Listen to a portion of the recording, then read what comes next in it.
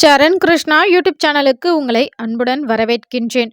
வரக்கூடிய மாசி மாத பௌர்ணமி மற்றும் சந்திர கிரகணம் சேர்ந்து வருவதால் குலதெய்வத்திற்கு இந்த ஒன்றை செய்ய மறக்காதீர்கள். பொதுவாகவே பௌர்ணமி அப்படின்னாலே குலதெய்வத்திற்கு ரொம்பவே உகந்த நாள். ஒவ்வொரு வீட்லேயுமே நம்ம பௌர்ணமிக்கு குலதெய்வ வழிபாடை தொடர்ந்து செய்து கொண்டே வருவோம். அப்படி இருக்கும்போது இந்த முறை சந்திர கிரகணமும் சேர்ந்து வருகின்றது.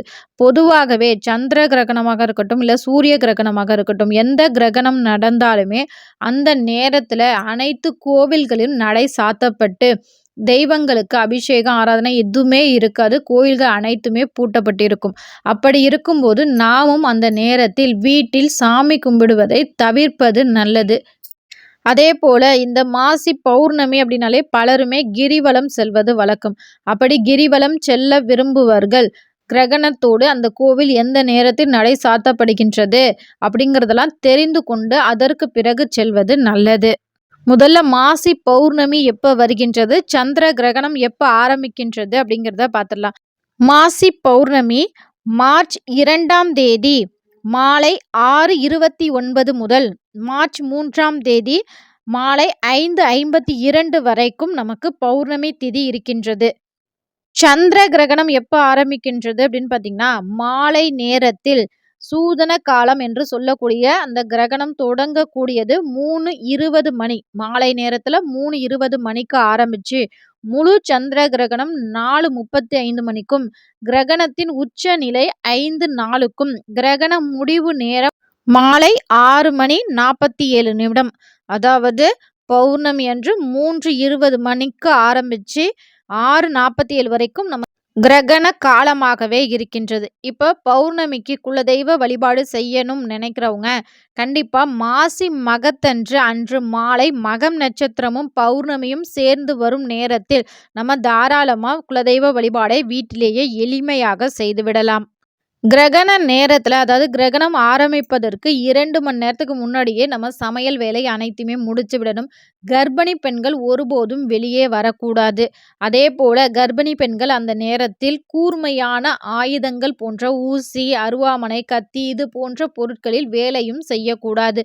அமைதியாக படுத்திருப்பதும் நல்லது. கிரகண நேரத்தில் கர்ப்பிணி பெண்கள், குழந்தைகள், வயதானவர்களை தவிர மற்றவர்கள் யாரும் தூங்கக்கூடாது. கிரகண நேரத்தில் உணவு உண்பதையும் தவிர்ப்பது நல்லது. நாம் ஏற்கனவே சமைத்த உணவுகளின் மேல் தர்பைப்புல் அல்லது துளசி இலைகளை நம்ம அந்த சாப்பாட்டின் மேலே நம்ம வைக்கும்போது கிரகணத்தால் ஏற்படும் பாதிப்புகள் குறையும். கிரகணம் முடிந்த பிறகு உங்கள் பூஜை அறையை சுத்தமாக துடைத்து விட்டு அல்லது மஞ்சள் தண்ணி ஃபுல்லாக வீடு முழுக்க தெளித்து விட்டுட்டு அதற்கு பிறகு, அதாவது கிரகணம் முடிகிறது 6:45 மணிக்கு மேலே, 6:47 மணிக்கு நமக்கு முடிகின்றது கிரகணம். அந்த கிரகணம் முடிந்தவுடன் வீட்டை மஞ்சள் தண்ணி போட்டு நல்லா சுத்தமாக தொடச்சிட்டு அதற்கு பிறகு நீங்கள் விளக்கு ஏற்றி வழிபாடு செய்யணும். ஆனால் பௌர்ணமி திதியும் நமக்கு முடிஞ்சிருது. அதனால் பௌர்ணமிக்கு குலதெய்வ வழிபாடு செய்கிறவங்க, குலதெய்வ கோவிலுக்கு செல்லணும்னு நினைக்கிறவங்க கிரகணத்தப்ப எப்பெல்லாம் நட சாத்துவீங்க அப்படிங்கிறத தெரிஞ்சுக்கோங்க. தெரிஞ்சுக்கிட்டு அதற்கு பிறகு போங்க.